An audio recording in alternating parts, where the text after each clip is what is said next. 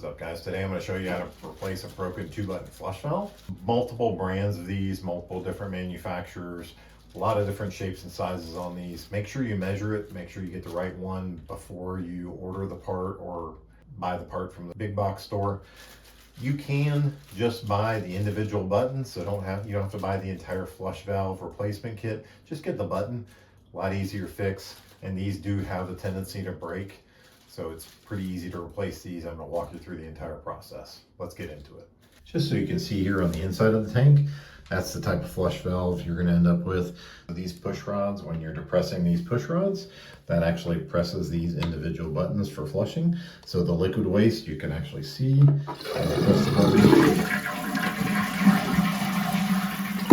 it drains it to a certain level. And for the solid waste button, it's going to go a little farther and give you a little more water in the tank just to flush everything out. So let's go ahead and start on replacement.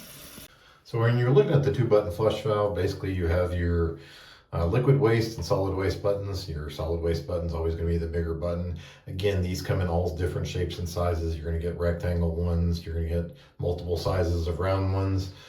Just make sure when you're doing it, you measure the actual hole.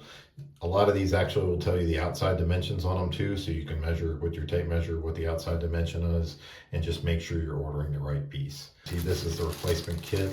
They basically give you the button, the 2 push rods, and you get the button. And the way these work, open up the package so you can see it. They're spring loaded, so you can see they push right back up. And then again, the rods attach to these sides, so when you're pressing the button, that's what's moving. And then those rods attached to this side here, they thread in here, and then they're actually push the valves in the tank.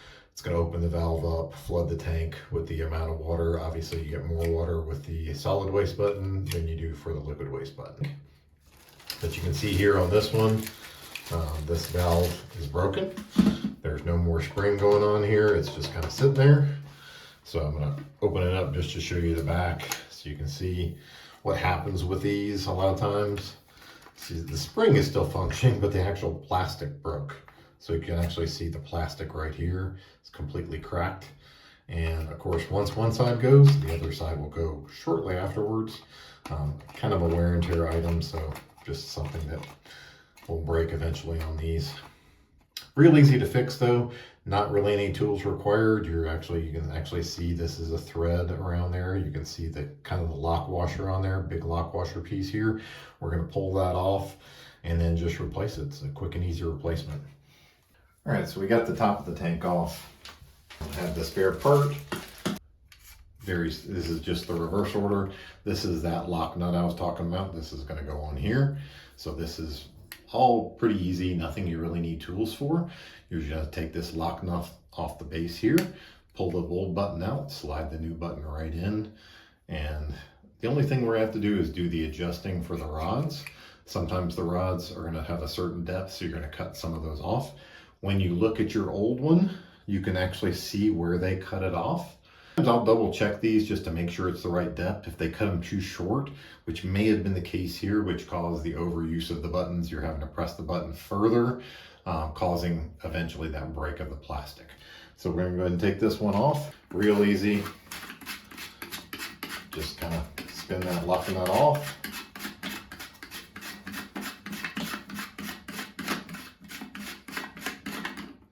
Once the lock nut's off, and you can lift this piece up. The button piece is going to push right through, and that's the old valve. Put that one to the side. We're going to take the new valve, go ahead and take the lock nut washer off. Make sure that you're aligning these properly. Buttons are going to be aligned parallel to the way the tank cover is, so just make sure you're aligning them that way. Make sure you know where your liquid waste and solid waste buttons are when you take it off the tank. You're just going to put this back on the same reverse order. So in this case, it was sitting this way. So we're just going to set that right there on the toilet. Slide it right in. And then once that's in place, we're just going to put the lock nut on. A lot of these, the way they're manufactured, they're very weak on the threads. So if you cross thread it, you're just going to end up creating a big problem, obviously.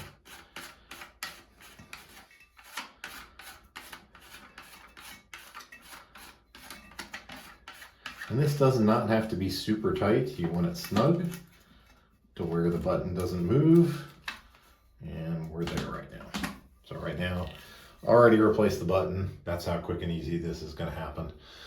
So just replace your button. Once the button's replaced, the only thing we have left to do is do the push rods. So again, you're gonna take your old push rod. This is why we didn't get rid of the old push rods yet. You're just gonna measure exactly what we need depth-wise here. Make sure you're measuring it properly. Go ahead and take the old ones out. You can actually see there's a little piece of a lock nut here. So you're gonna use that lock nut. On these, the new ones, it's pretty much the same. This is kind of your lock nut you're using.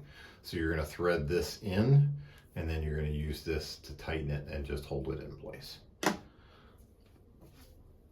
But we're gonna take the lock nut off, and then you can start to unthread these. They should unthread pretty easily. So it's something you can do by hand. You don't need a wrench to do it. You can see this actually went pretty far into this one. So there's your sizes you're looking at. So I'm gonna go ahead and use this as my guide to see how much I'm gonna cut off of this. I'm gonna go ahead and do the other one.